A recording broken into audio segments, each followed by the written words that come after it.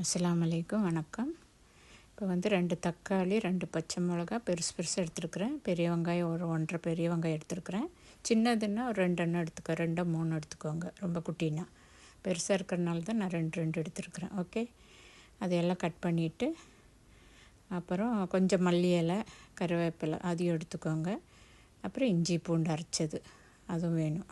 இதெல்லாம் கட் பண்ணி வச்சாச்சு. இப்போ ஒரு குக்கரில் கொஞ்சமாக எண்ணெய் ஊற்றுங்க. ஏன்னா நம்ம ஆட்டுக்கறியில் பண்ணுறதுனால கொஞ்சம் கொழுப்பு இருக்குது, கறியில் கொஞ்சம் கொழுப்பு இருக்குது.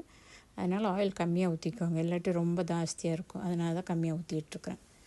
ஓகே, இதுக்கு பேர் திக்கிடிம்பாங்க. தமிழில் வந்து அதுக்கு திக்கிடிம்பாங்க. முஸ்லீம் ஹவுஸ்லையெல்லாம் மோஸ்ட்லி பண்ணுவாங்க இதுவே.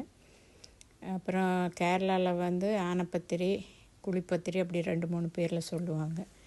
ஓகே, இப்போ இது மட்டனும் கழுகியாச்சு. இப்போ குக்கரில் வந்து அந்த மசாலா எல்லாம் போட்டு வெங்காயம் தக்காளி எல்லாம் போட்டு அந்த பச்சை வாசம் போகிற வரைக்கும் நல்லா வதக்கிக்கோங்க. அதுக்கப்புறம் அந்த மட்டனும் போட்டுட்டு அப்புறம் மல்லித்தூள் ஒரு 2 ஸ்பூனு, 1 1/2 ஸ்பூனு மிளகாத்தூள், பச்சை மிளகு போட்டிருக்குறோம் அதனால் பார்த்து காரம் போட்டுக்கோங்க. அப்புறம் 1/2 டீஸ்பூன் அந்தளவுக்கு மஞ்சத்தூள், அப்புறம் 2 டீஸ்பூன் உப்பு, அப்புறம் மட்டன் மசாலா 1 ஸ்பூன் போட்டுக்கோங்க. ஓகே, எல்லாம் போட்டு நல்லா வதக்கிட்டு கொஞ்சம் நல்லா வதங்கின பிறகு அந்த மட்டனை தூக்கி போட்டுக்கோங்க. இது மட்டன் மசாலா பேக்கெட் காமிக்கிறேன், நான் சக்தியோடு தான் நான் யூஸ் பண்ணுறேன். அதுக்கப்புறம் எல்லாம் கலரை விட்டுட்டு தண்ணி ஊற்றிக்கோங்க. கொஞ்சம் தாராளமாக தண்ணி ஊற்றிக்கோங்க, அதுக்குன்னு ரொம்ப இல்லை. இப்போ இதில் வந்து நான் 2 கிளாஸ் ஊற்றிருக்கிறேன் தண்ணி. ஓகே, ஊற்றி க்ளோஸ் பண்ணி வச்சுருங்க. இது வந்து அந்த கறிக்கு அரைக்க வேண்டியது. கொஞ்சம் தேங்காவும் சோம்பு உறுத்தினோண்டு நல்லா நைஸாக அரைச்சி வச்சுக்கோங்க. அப்போ கறி வந்து இது மட்டன்கிறதுனால ஒரு 4 விசில் அந்த மாதிரி விட்டுக்கோங்க. இப்போ பீஃப்னா 6 விசிலெல்லாம் விட்டு அப்புறம் ஸ்லோலி வச்சு நல்லா வேக வைக்கணும். மட்டன்கிறதுனால கொஞ்சம் சீக்கிரம் வெந்துடும். அது இப்போ ஓப்பன் பண்ணி வெந்தாச்சு. அதில் வந்து இந்த நம்ம அரைச்சி வச்ச தேங்காய் இருக்கு இல்லையா, தேங்காய் சோம்பு அது வந்து ஊற்றிட்டு ஒரு கொதி விட்டுருங்க, நல்லா கொதிக்கட்டும். அதுக்குள்ளே இந்த சைடு வந்து நம்ம அரிசி மாவுக்கு வந்து அதில் வந்து போடுறதுக்கு தேங்காய், கொஞ்சம் சோம்பு, வெங்காயம், ஜீரகம் வேணும்னு ஆட் பண்ணிக்கலாம். நான் இன்றைக்கி ஆட் பண்ணல. அப்புறம் அதையும் அப்புறம் கொஞ்சம் சோறு எதுக்கு சேர்த்துறோன்னா, நம்ம வந்து மாவு வந்து பச்சரிசி மாவு நம்ம எடுக்கிறது எப்போவுமே அரைச்சி வச்ச மாவுங்கும்போது பச்சரிசி. இப்போ புழுங்கரிசியில் செஞ்சு இது நல்லாயிருக்கும். நம்ம அந்த அளவுக்கு டைம் எல்லாம் இல்லை, அதனால் பச்சரிசி மாவு தான் இப்போ ஈஸியாக நம்மளுக்கு வீட்டில் எப்போவுமே இருக்கும், தூள் பண்ணி வச்சுருப்போம்ல. அதனால் இடியாப்பத்துக்கு ஆப்பத்துக்கு அதுக்கெல்லாம் யூஸ் பண்ணுறதுனால பச்சரிசி மாவு தான் எடுத்துருக்குறேன். அதில் வந்து இந்த மத்தியானம் வச்ச சோறு கொஞ்சம் ஒரு பிடி சோறு வந்து அந்த மிக்சியிலே போட்டு அரைச்சிக்கோங்க. அப்புறம் இது வந்து தண்ணி கொதிக்க வச்சு அதில் கொஞ்சம் உப்பு போட்டு நல்லா கொதிக்க வச்சுக்கோங்க. இப்போ இது அரைச்ச அந்த அரிசி, வெங்காயம், சோறு, வெங்காயம், சோம்பு, தேங்காய், அதுதான் இந்த மிக்ஸு. இதில் வந்து அந்த மாவு அரிசி மாவு இருக்கு இல்லையா, 1 டம்ளர் எடுத்துருக்குறேன். இப்போ நான் 1 டம்ளர் நிறைய எடுத்துகிட்டு அதை இதில் போட்டு மிக்ஸ் பண்ணிக்கோங்க. இப்போ சப்போஸ் இதில் தண்ணி கம்மியாக இருக்குன்னா அந்த சுடு தண்ணி ஊற்றினா போதும். உப்பு போட்டு வச்சுருக்கிற சுடு தண்ணி வந்து ஊற்றி நல்லா பிசைஞ்சிக்கோங்க.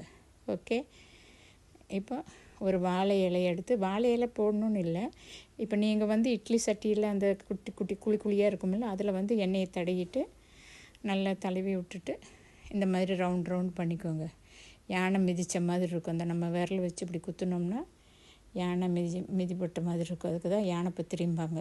சில ஊரில் அப்படி சொல்லுவாங்க, சில இதில் குழிப்பத்திரிம்பாங்க. குழியாக இருக்கிறதுனால குழிப்பத்திரிம்பாங்க. இங்கே வந்து திக்கிடிம்பாங்க அந்த மாதிரி. இப்போ இதை வந்து நம்ம இப்படி சின்னதாக பார்த்திங்களா, இப்படி உருண்டை கையில் கொஞ்சம் எண்ணெய் தேய்ச்சிட்டு அப்புறம் இப்படி உருண்டை பண்ணி ஒரு நடுவில் ஒரு இது மாத்திரை மாதிரி பண்ணி வச்சுக்கணும். ரொம்ப பெருசாக போட்டிங்கன்னா சீக்கிரம் வேலை முடியும், பட் டேஸ்ட் இருக்காது. இப்படி கொஞ்சம் குட்டி குட்டியாக போட்டிங்கன்னா நல்லாயிருக்கும், சாப்பிடும்போது அந்த மசாலாலாம் ஊறி நல்லாயிருக்கும். அதுக்கு தான் முடிஞ்ச அளவுக்கு ஓரளவுக்கு சின்னதாக பண்ணிக்கோங்க, ரொம்ப பெருசாக பண்ண வேண்டாம். இப்படி உருட்டிட்டு அந்த நம்ம விரல் வச்சு ஒரு அமுத்தினீங்கன்னா போதும், ஒரு குழி அப்படி ஜஸ்ட்டு ப்ரெஸ் பண்ணிவிட்டு எடுத்துடலாம், அவ்வளோதான். அடிக்கடி எண்ணெய் தேய்ச்சிக்கோங்க கையில், உள்ளங்கையில், இல்லாட்டி அந்த ஒட்டி நின்றுக்கும். ஒட்டி பிடிக்காமல் இருக்கிறதுக்கு தான் அந்த ஆயில் வந்து நம்ம கையில் அப்ளை பண்ணிகிட்டே இருக்கணும். அப்போ பார்த்திங்கன்னா இப்படி ரவுண்டு பண்ணிவிட்டு அப்படியே பண்ணிவிட்டு அப்படி ஒரு உருட்டை. ரொம்ப குட்டியாக இருக்குன்னு இன்னும் கொஞ்சம் சேர்த்திக்கோங்க மாவு. இல்லை ஓரளவுக்கு உங்களுக்கு எந்த ஷேப் பிடிக்குமோ அந்த மாதிரி பண்ணிக்கலாம். பெருசாக வேணும்னா நான் டேஸ்ட்டு வந்து சின்னதாக இருக்கிறதுக்கு தான் டேஸ்ட் இருக்கும், அதுக்கு தான் சின்னதாக பண்ண சொல்கிறது. கொஞ்சம் டைம் எடுக்கும் அவ்வளோதான், மற்றபடி டேஸ்ட்டாக இருக்கணும். இப்போ இப்படி பண்ணிவிட்டு இது வந்து நம்ம இப்போ இது ஃபுல்லாக அந்த இலை இருக்கிறனால இலையில பண்ணியிருக்கிறேன். இல்லாட்டி டைரெக்டாக பாத்திரத்தில் கொஞ்சம் எண்ணெய் தடவிட்டு அப்படி போட்டுக்கலாம். இப்போ இட்லி குழி குழியாக இருக்குமில்ல இட்லி பாத்திரம், அதுலேயே நீங்கள் வச்சுக்கலாம். ஒவ்வொரு குழியிலும் கொஞ்சம் ஆயில் அப்ளை பண்ணிவிட்டு இந்த மாதிரி ஒரு அந்த பண்ணுறதெல்லாம் அப்படியே வச்சுட்டு ஆவியில் வேக வச்சுருங்க. இப்போ இதை நான் வந்து ஓட்டை பாத்திரத்தில் வச்சுருக்கிறேன், வெந்துருச்சு. சும்மா டைரெக்டாக இட்லி பாத்திரம் வைக்காமல் இந்த பாத்திரத்தில் அப்படியே மூடி வச்சுட்டு அடியில் தண்ணி ஊற்றி. ஓகே, இப்போ வெந்தாச்சு. இப்போ இந்த குழம்பு வந்து நல்லா கொதிக்கட்டும். கொதித்த உடனே அந்த நம்ம இது வேக வச்சோமில்ல அந்த இது மாதிரி அதை வந்து இதில் போட்டுருங்க. போட்டு நல்லா கொதிக்க விடுங்க. அது சிலவங்க என்ன பண்ணுவாங்கன்னா அந்த பச்சை மாவே இந்த குழம்புல டைரெக்டாக பண்ணி போட்டுருவாங்க, அது செஞ்சதை அப்படியே போட்டுருவாங்க. நம்ம வந்து ஆவியில் வேக வச்சு போட்டோம்னா நம்மளுக்கு ஈஸி வேலை. இல்லாட்டி இதில் போடும்போது கலரக்கூடாது, அப்படி ரொம்ப நேரம் வெயிட் பண்ணணும், அப்படியெல்லாம் இருக்குது. இதுங்கும்போது உங்களுக்கு வேக வச்சதுனால மோஸ்ட்லி எல்லாம் குக்கு தான். இது கொஞ்சம் அந்த மசாலா பிடிக்கிறதுக்கு தான் இதில் போட்டிருக்குறோம். ஓகே, சப்ஸ்கிரைப் பண்ணாதவங்கள ப்ளீஸ் சப்ஸ்கிரைப் பண்ணுங்கள். இதான் இப்போ நல்லா கொதிச்சாச்சு. இப்போ சூடாக இருக்குது, சூடாகணுன்னு கொஞ்சம் கட்டியாகிடும். இந்த அளவுக்கு இதானோன்னு போதும், நீங்கள் ஆஃப் பண்ணிடலாம் அடுப்பு. அவ்வளோதான் வேலை. ஆனால் இது பார்த்திங்களா நல்ல டேஸ்டியாக இருக்கும். ட்ரை பண்ணி பார்த்துட்டு உங்கள் கமெண்ட் சொல்லுங்கள்.